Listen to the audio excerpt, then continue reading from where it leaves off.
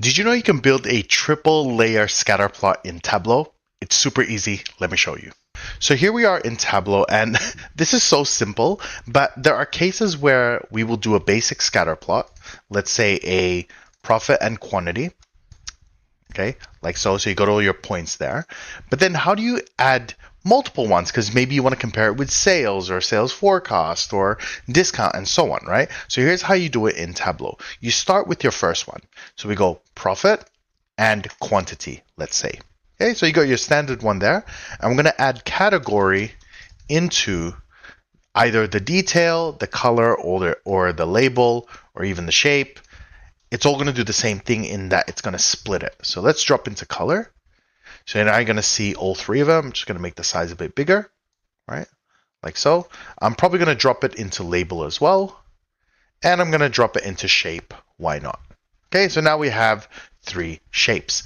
If I wanted to add more, I simply click another measure. So let's say discount. As soon as you do that, it's going to transform the top section. It's going to have quantity, quantity, profit, profit, discount, discount.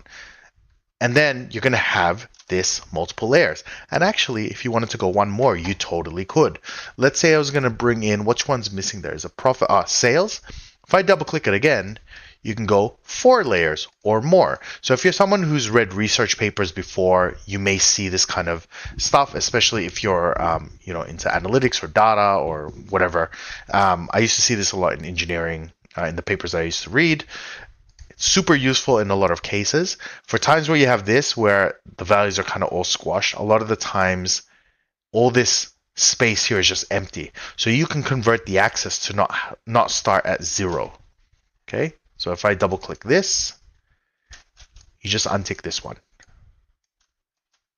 As soon as you do that, it spreads the values, right? So that's actually useful for these visualizations, particularly scatter plots, when things are kind of compressed at the higher end, right? Little tip, but that's how you do a multi-layer scatter plot. So these kinds of custom visualizations are super fun. It really shows your skills.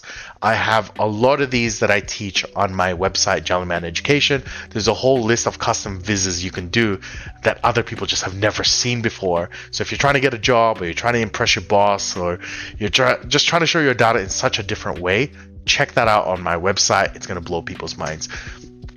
If you have other videos or topics you want me to cover, please feel free to drop me a comment. Until next time, I hope you enjoyed, and bye.